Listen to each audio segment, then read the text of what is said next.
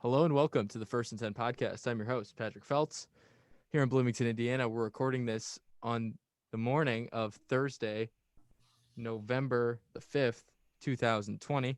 We're previewing the third week of Big Ten football, coming to you very soon. Here's just a matter of days, and I'm being joined by Reid Murray. What's going on, Reid?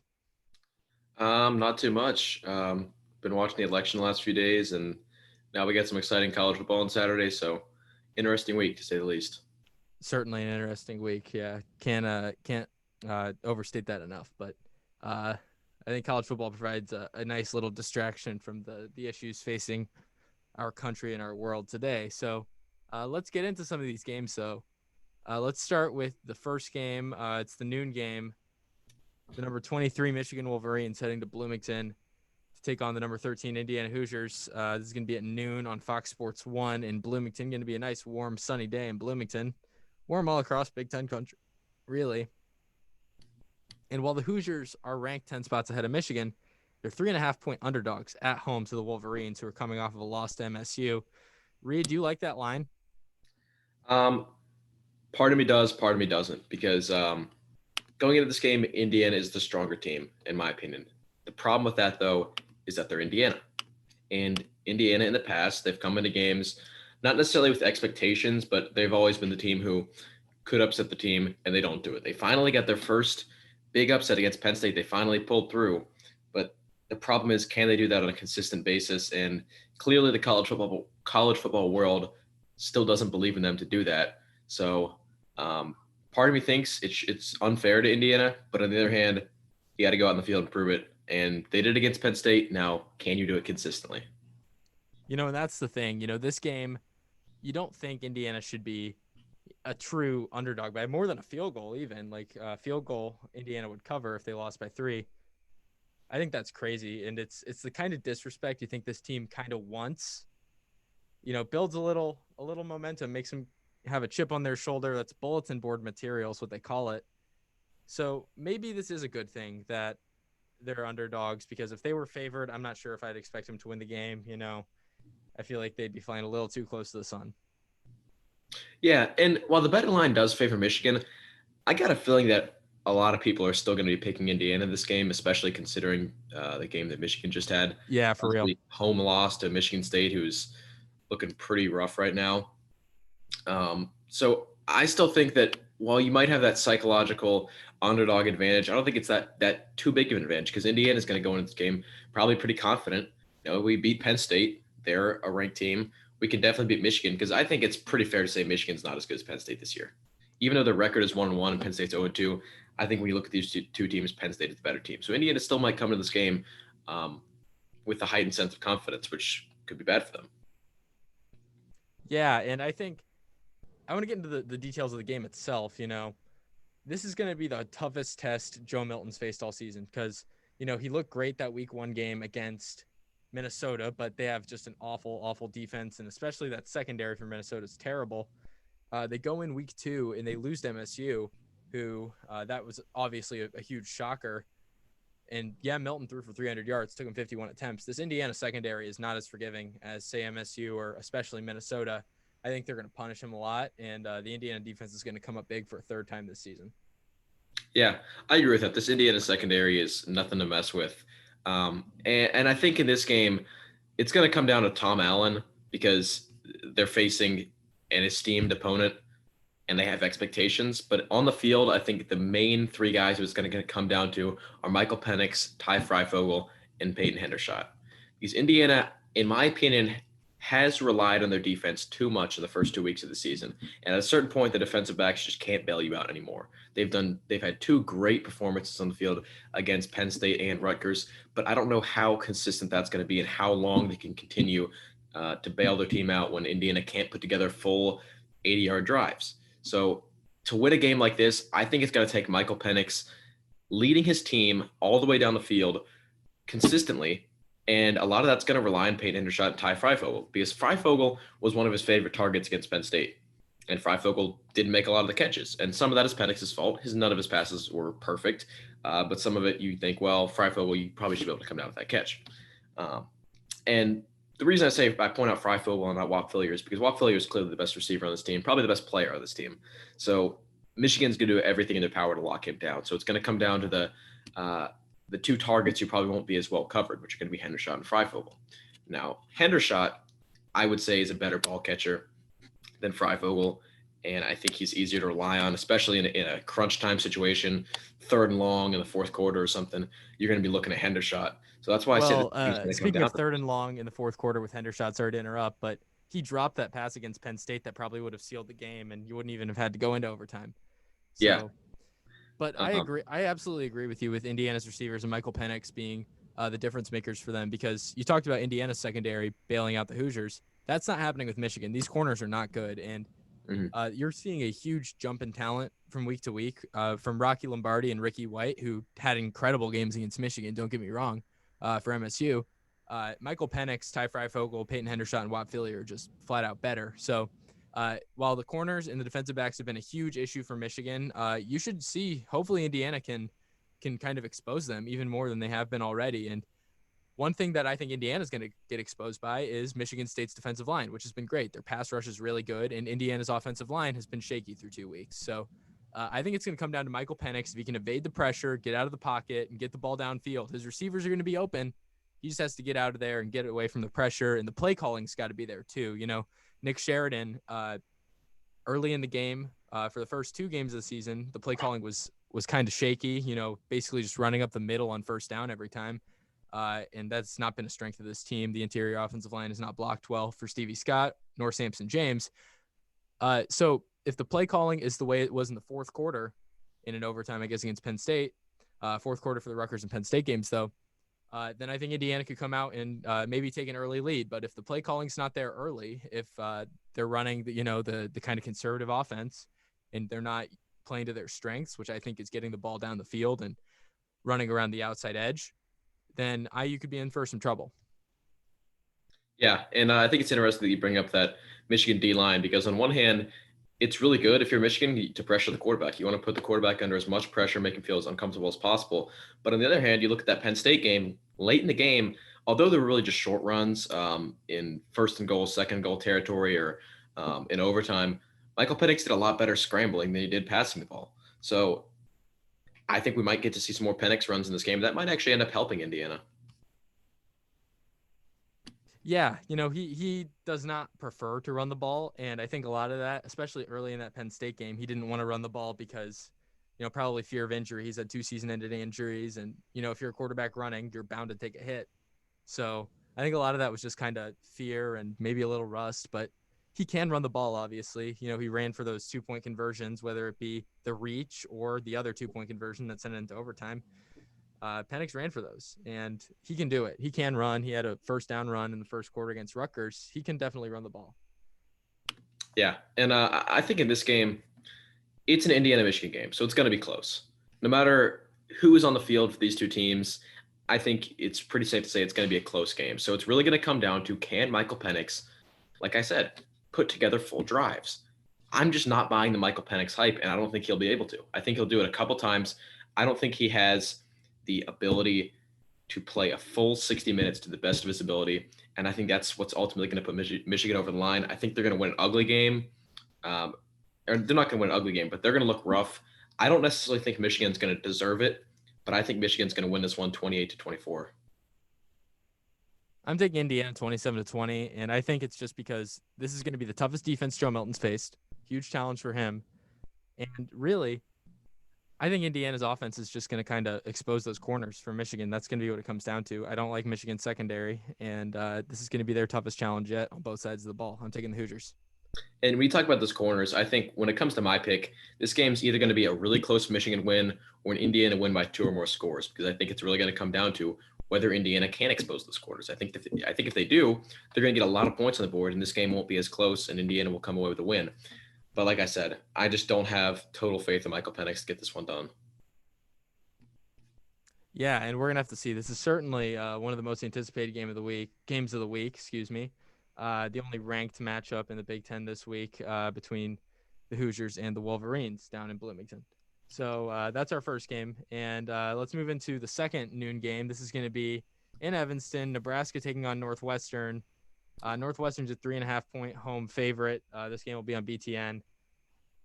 Northwestern 2-0. They got it done last week against Iowa, the big comeback. And Nebraska, they've lost to Ohio State, and their game against Wisconsin was canceled. Because that game against Wisconsin was canceled, while I think Northwestern is the better team, I'm going to go with Nebraska because they've had a week off, a week to rest, and 2 weeks to prepare for Northwestern. Because, even when that Wisconsin game was still technically on, that Nebraska coaching staff, if they're, worth their 2 cents, they got to be thinking, like, we're probably not going to play this game. Let's focus on Northwestern. Yeah, you're completely right about that. And I think on the field, this game is going to come down to how well Northwestern can defend the run. They did it well against Iowa. Now, can they show up with a team with more speed? Or can they show up against a team with more speed and a playbook that consists almost entirely of run plays? There's multiple really good runners on this Nebraska team. They got Martinez, McCaffrey, Dedrick Mills, a really triple threat offensive run game, and backup quarterback Dylan McCaffrey, or not Dylan McCaffrey. Which McCaffrey brother plays for Nebraska? Luke McCaffrey. That's right. It's confusing my Big Ten McCaffrey brothers. Anyway, Luke McCaffrey, the backup quarterback, he got in as a running back from time to time against Ohio State, which is really interesting. I didn't expect to see that. And I think that could throw the Northwestern defense off a little bit. And I really do believe in this Nebraska offense when it comes to running the ball. Problem is, you're going to have to pass the ball at some point against Northwestern because their defense is just good enough. But Northwestern's biggest strength in defense, I would say, is their secondary, or probably their linebackers. But their secondaries look strong through 2 weeks. So Nebraska, they're probably not going to rely too much on passing the ball. I feel like they're going to have to at some point, though, which that's where the problems are going to show up for them. And I agree with you. I do think Northwestern is the better team out of these two still, but there's just something about 2 weeks of prep. They got a bye. Not a whole lot of teams are going to get buys this season. In fact, nobody is scheduled to have a single bye week. So if Nebraska wins this game, I think it's because they're well rested and they're well prepared. And I think another thing to take into consideration here is the fact that Scott Frost's seat is pretty hot in Nebraska.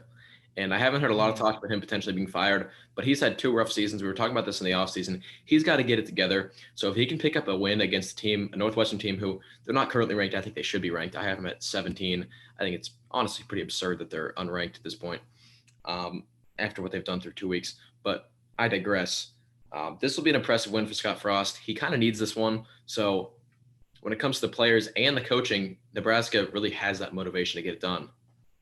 And it's not that Northwestern doesn't have the motivation. They're trying to hold on to first place in the Big Ten West. They want to win this division, especially, let's say, Wisconsin somehow becomes ineligible to win the division due to missing so many games.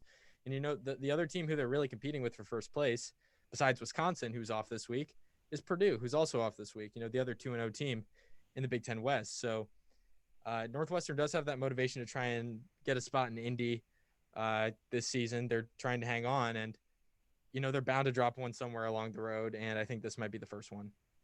Yeah, but let's also not count Nebraska out completely because I know they have a hard schedule, but they lost to Ohio State, but that's not a division game. It's a conference game, so of course it matters, but it's not a division game. So when it comes down to tiebreakers, that one's not going to hurt them too bad. If you're going to drop one here or there, it's better to do it against Ohio State than it is from somebody from the West. They don't have to play Wisconsin. So now you look at the schedule. Of course, they still have to play Penn State, still have to play Northwestern. They still got to face Iowa. But Nebraska's schedule is sort of starting to clear up. So I would say you could still call them contenders for the Big Ten West here.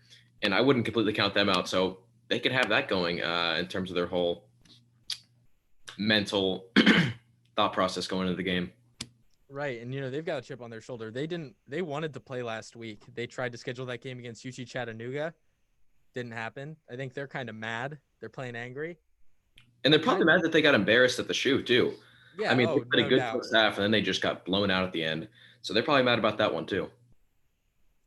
And, we're going to see if they're just mad about it and they use that as motivation, or if that's just a sign of what this team really is. And I think it might be a little bit of both. And, well, I don't think this team is, bad.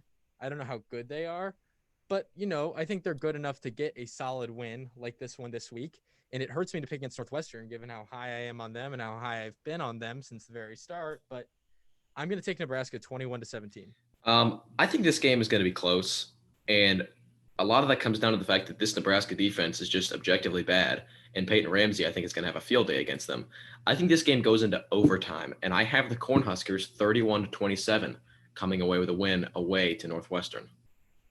This is a tough one to pick, I do think, though, because I think Northwestern is the better team, but I think the rest and the extra prep is going to kind of put Nebraska over the edge. And you can't forget that Northwestern last week was missing 33 players. I don't think it was really entirely disclosed why. You can draw your own conclusions, but they were shorthanded last week against Iowa. Who knows if that's going to carry into this week or not? I agree with that. I mean, Northwestern, I think it's pretty safe to say they're the better team, but yeah, it's not a guarantee they win a game like this, and I really don't think it's a guarantee anyone from the West wins any game this year because this division, the Big Tens look crazy overall, but I think the West is the one where it's the hardest to predict games on a week by week basis because so many of the teams are just so evenly matched. And I think in this game, Northwestern's a better team, but Nebraska's still okay. I mean, I think they'll go around 4-4, but they're still a pretty good team. They'll be one of the better 4-4 teams in the country, or 5-5, depending on which conference you compare them to. But it's really hard to predict these West games, and every now and then you got to throw in an upset like this. So Nebraska in overtime is my pick. All right, so we both have the Huskers here in this one. Let's move into our next game, also in the noon slot on ESPN. Michigan State headed to Iowa City to take on the Hawkeyes. Iowa's a 6.5-point home favorite. Hawkeyes are 0-2. Michigan State's 1-1 with that win over Michigan, but is it going to carry into this week? Who knows? They've got a lot of momentum. But Iowa might be due for a win. Who knows? What do you think, Reid? Yeah, I think they did the unthinkable last week, and now they're going to go back to the 2-6 team or 1-7 or so team we always saw them being. And Iowa ought to win this game, but when you think about it, both Purdue and Northwestern passed the ball against them pretty well, and that's how Michigan State beat Michigan. They passed the ball. Rocky Lombardi showed up. We didn't see that coming, but he did, and it's really going to come down to Rocky Lombardi again. Can Michigan State establish a passing game against Iowa? Because that is where the biggest weakness is on defense. So that's going to be where this game comes down to. And while I think this is definitely something to keep an eye on, I just don't see Rocky Lombardi or anyone on this Michigan State team, quite frankly, having the consistency to pull off a win like this 2 weeks in a row.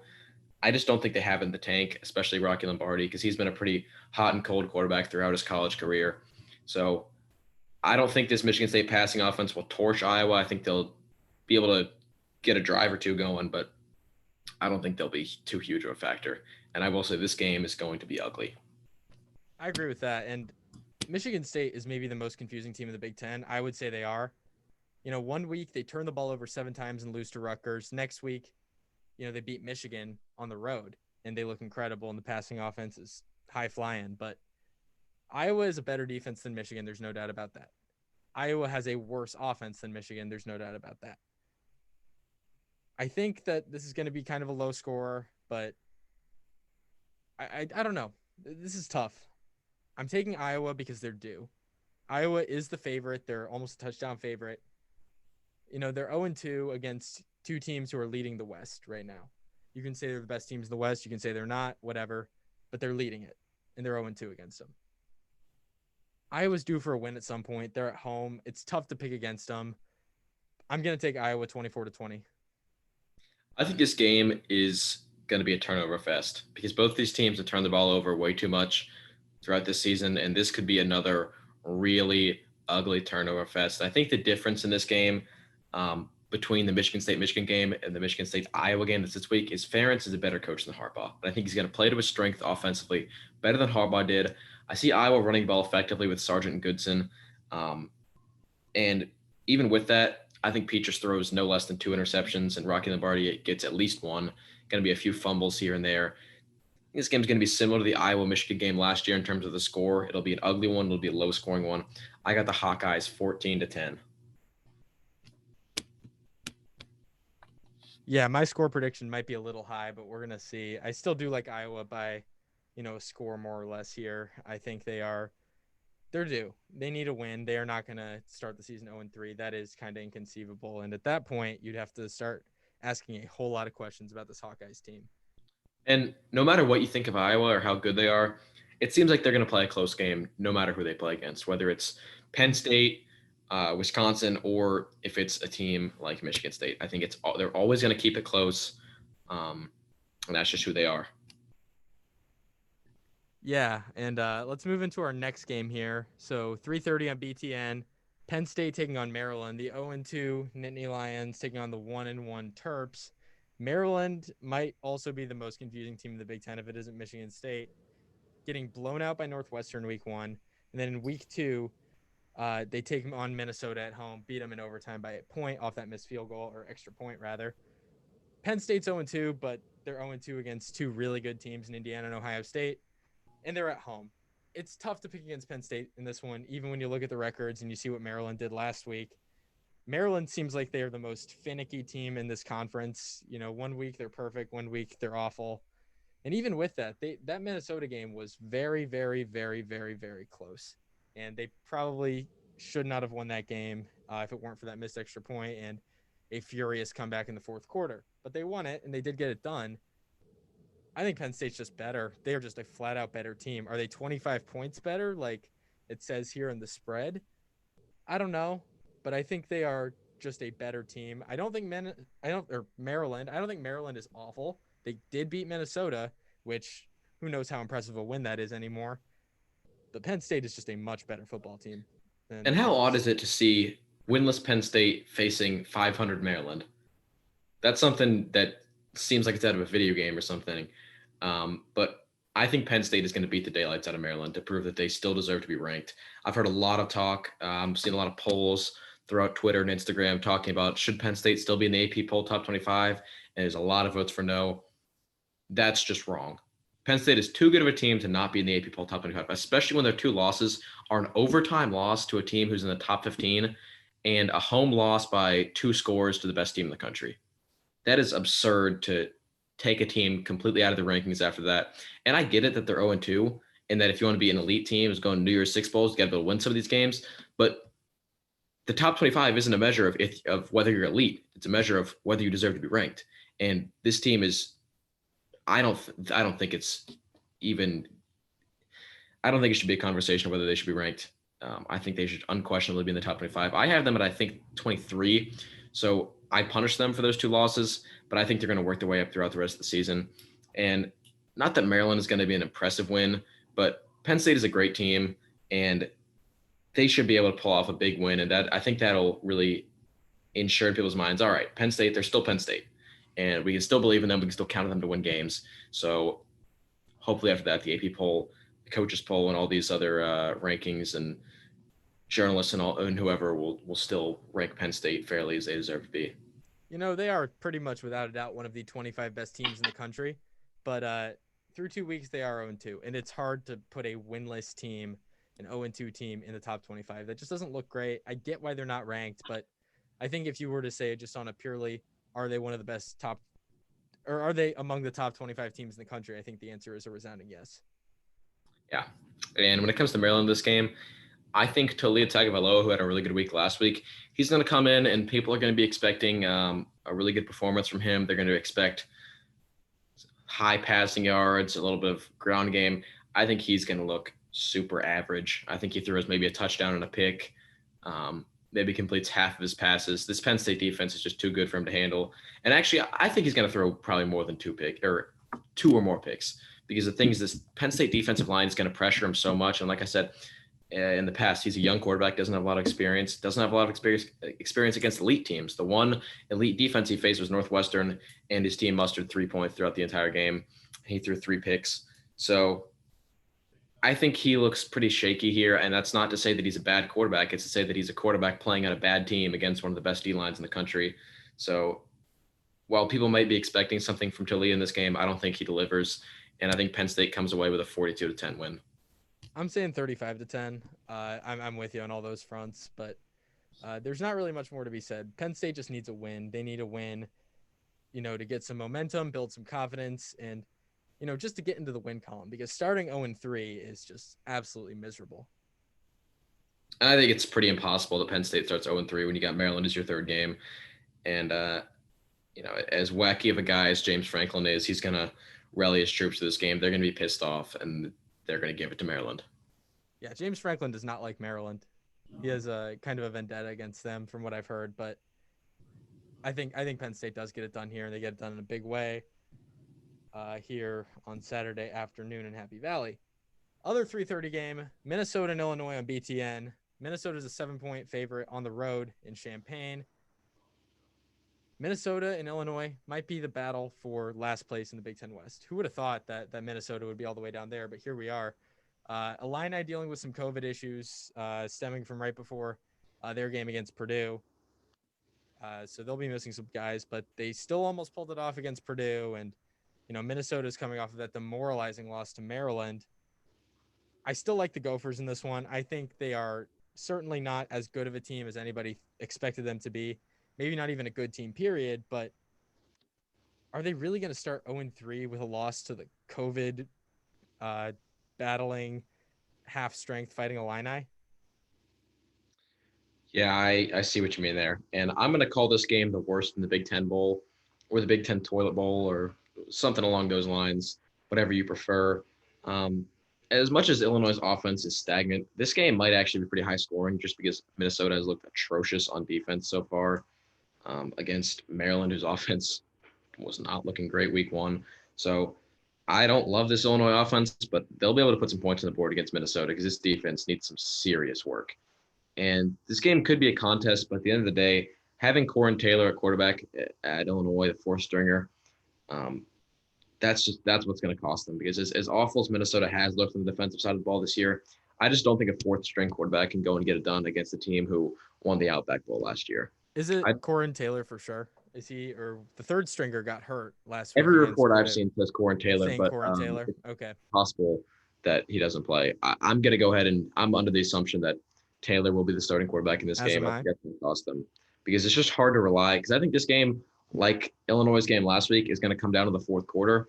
And I just don't think you can be in the fourth quarter relying on a guy with such inexperience who, I mean, he looks good for a fourth stringer. I don't want to knock him too much. He looked fine in his debut, but that's just the thing. He is a fourth stringer. I just don't think he has it in the tank. So this game will be a contest, but Minnesota ends up coming away with a win. 38-24 is going to be my pick, and I think this game could help Minnesota in the long run because they need a win. And if there's anyone who's going to give it to them, you would think it would be Maryland because we thought they were probably the worst team in the Big Ten. They couldn't get that one. So if anybody is going to give Minnesota their first win of the season, it's got to be Illinois. And I got Minnesota in a relatively high scoring one. 27-21 Minnesota for me. I think kind of like the Purdue game for Illinois.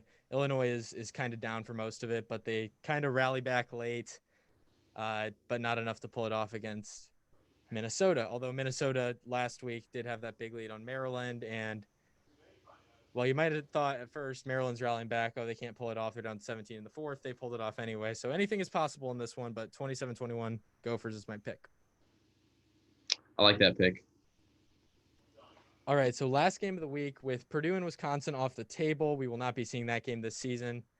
The final game of the week is Rutgers and Ohio State, 7:30 BTN, Ohio Stadium. Rutgers 1-1, Buckeyes 2-0. Better game than most years, but still not really much of a game.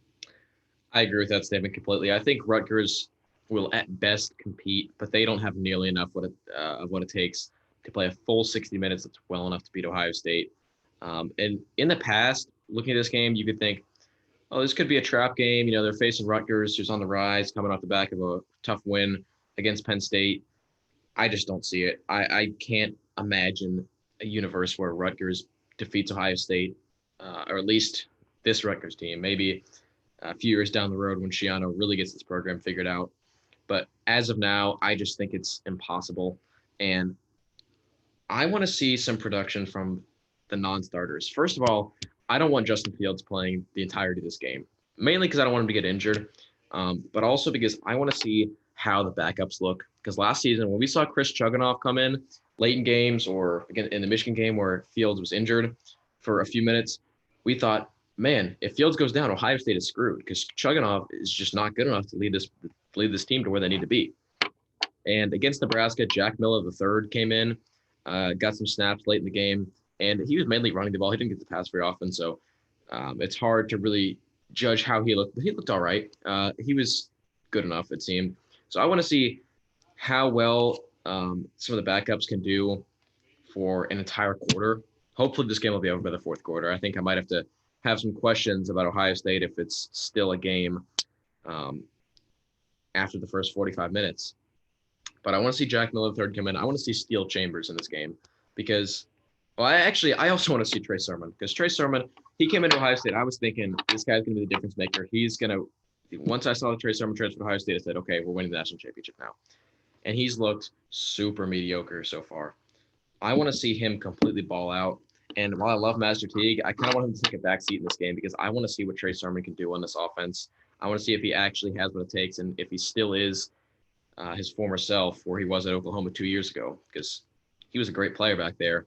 And we haven't seen that when he wears the scarlet and gray so far. So I want to see that. And Steele Chambers, he was looking good week 1 against Nebraska. And he is the third string running back, but maybe he can earn himself the second string spot, get in on a few plays against some of these teams like Penn State and Michigan. So I want to see what he can do against Rutgers because, like I said, it's still Rutgers, but this will be a good team to gauge how good some of the backups are because they'll still be able to compete. They'll hold their own on defense, but I don't think it's ever going to be a question of whether the Scarlet Knights actually win this game. Yeah, and well, I do think this isn't going to be the blowout that it is most years, no doubt about it. Rutgers is a much better team than they are in the past, but good enough to win in the shoe, not even a question. Ohio State is going to win this game by a lot of points. I'm saying 45-17 Ohio State, and I don't think it's going to be any higher because I think Ohio State's going to put in the backups at some point. Maybe not too early, maybe early fourth quarter, but going to give Fields a little bit of time to pad some stats and try and push for that Heisman Trophy with as many touchdowns and completions and yards as he can get. Yeah, that's true. They definitely do want Fields to get as impressive of stats as he can. But I think in this game, if I was Ryan Day, I would be taking him out as early as possible. Once this game is locked up, I don't want to see number 1 at quarterback on the field because I'm just afraid of him getting injured. And like I said, our backup quarterback, he seems to look all right, but I don't want to risk it. I don't want there to be any danger of Fields not playing in the games when it really matters. I mean, we saw what happened in Clemson. They have a good backup quarterback, and they almost got beat by Boston College at home. He looked rough in his debut. So I don't want a situation similar to that happening at Ohio State. So I want Fields to be playing as few minutes as possible in this game. And one thing on the defensive side of the ball, I really want to see the secondary turn up in this game because for the first 2 weeks, they weren't looking great. Last week, they looked pretty shaky, to be honest. Shaun Wade was probably the most, I wouldn't say the worst player in the field, but he was the most disappointing player in the field.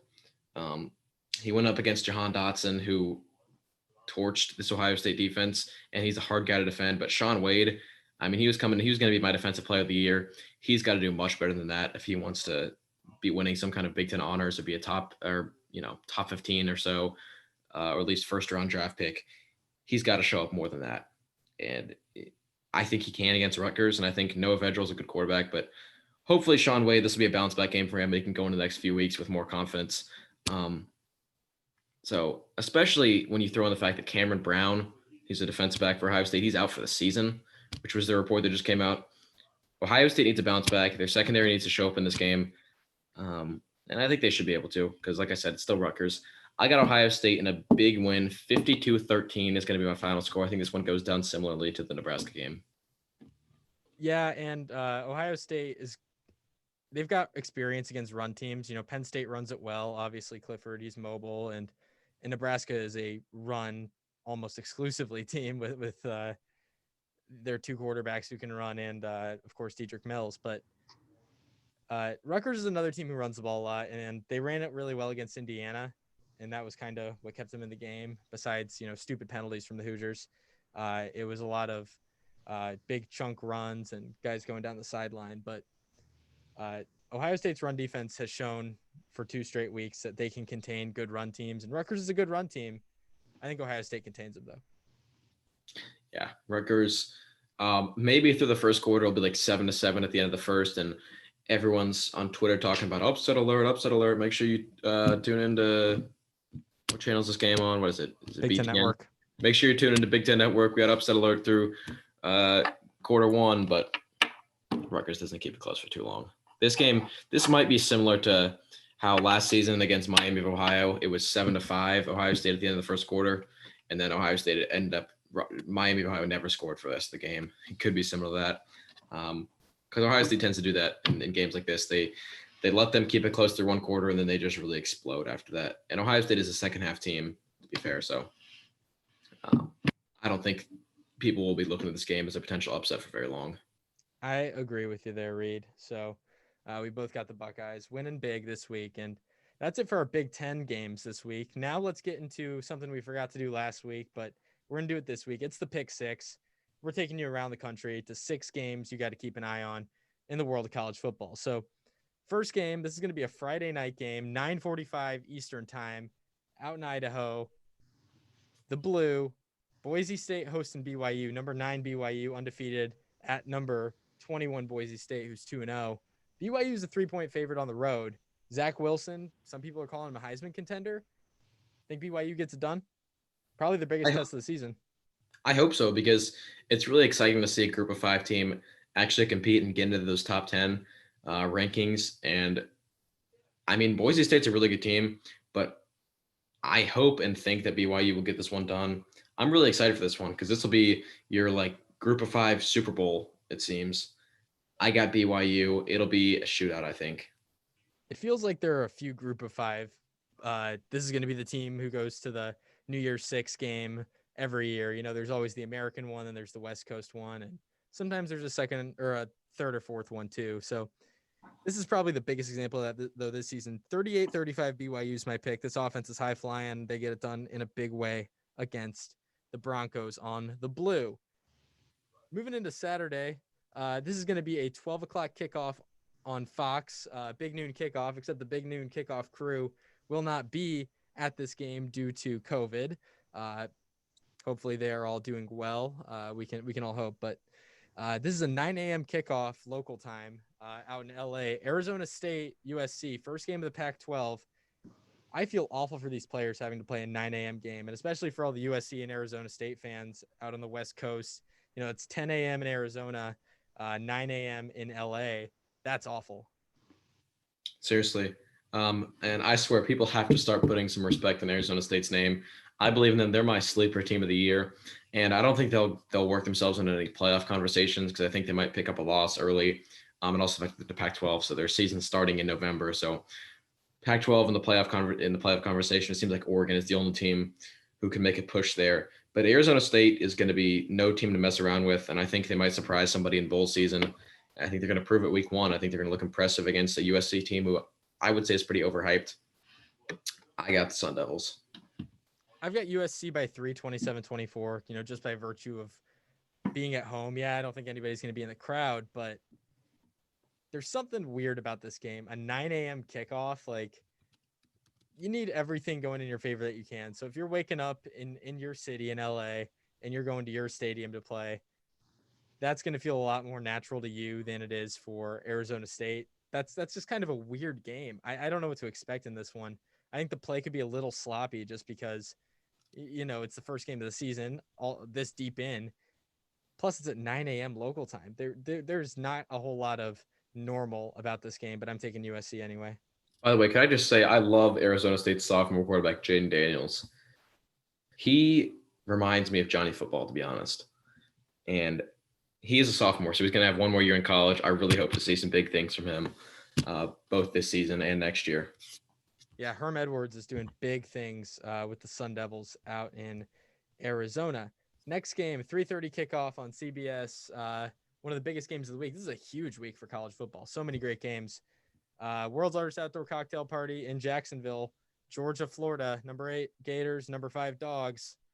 Battle for the SEC East crown, like it is a lot of years.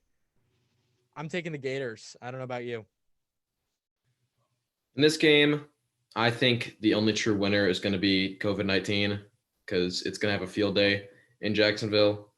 Oh, absolutely. This is And not it's going to safe. spread like wildfire at this game. Yeah. But I got the Bulldogs, and I've been high on Florida going into this year. They just haven't shown me enough. Their defense looks too shaky, and this Georgia offense, they didn't look great against Alabama. I think they have what it takes to get it done against Florida. I got them in a close one. This game's always close, always interesting. I got Georgia. I'm going 31-28 Florida. Kyle Trask is a much better quarterback than anybody this Georgia defense has faced, except for maybe Mac Jones. I There's an completely argument disagree there. with that. I think Kyle Trask is maybe the most overrated player in college football. I think he's overrated, but I think he's still good. He's And not I better think than Mac Jones. no, it's certainly No not way. better than Mac Jones, but uh, I still like Florida in this one. I think Georgia's a little overhyped. I'm taking the Gators. I It's think fair. both these teams are actually a little overhyped, but that's neither here nor Yeah, there. but on the other hand, who else is going to take their spot? Because you see them ranked at 5 and 6 or whatever, and you're like, well, that's maybe not accurate, but who else is really going to take that spot over them? I think there's a lot of teams who are good, but it would seem like an exaggeration to put them at number 5.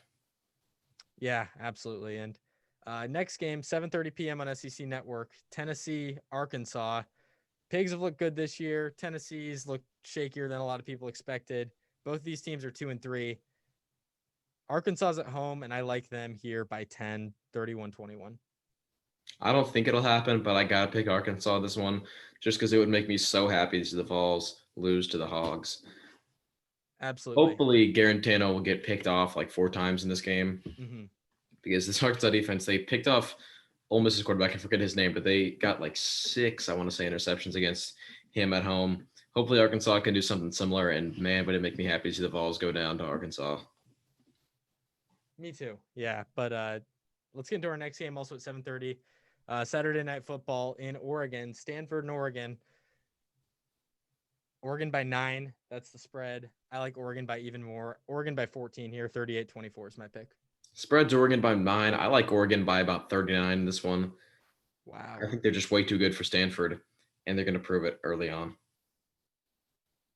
Yeah, I don't think that number 12 ranking is truly descriptive of how good this Oregon team is. I think they're a little low, but uh, it's hard to rank them any higher than that since they haven't played a game yet. But I think they're a better team than that. And let's get into our last game, though. NBC, number 1 versus number 4, game of the week to a lot of people. 7:30 p.m. Eastern, Clemson at Notre Dame. Clemson's a 5.5-point favorite. Given how they looked last week, no Trevor Lawrence. I don't like them in this game. I like Notre Dame 35-31. As much as I hate to say it, I think Notre Dame's going to win this one. And usually I would be like, yes, let's go Notre Dame, get this win. Problem is, Notre Dame wins this game. The ACC championship is probably going to be Clemson Notre Dame. Clemson probably wins that one when Trevor Lawrence is back. And then there's the argument for 2 ACC teams in the playoff. And I hate the idea of 2 ACC teams in the playoff. I hate the idea of Notre Dame in the playoff. This is going to be a double whammy of playoff scenarios I hate. So as much as I want Clemson to lose every game, this is one where I actually kind of want them to win because it's kind of, I would say it's inevitable to say that Clemson's going to be in the playoff. And it's very much not inevitable that Notre Dame will be in it. So I think a Clemson win would actually keep Notre Dame out. So I'm rooting for Clemson, but I got Notre Dame in a similarly close one. All right, and that'll do it for our show today. Thank you for listening to the First and 10 podcast. We always appreciate it. Patrick and Reid, have a good one. Bye.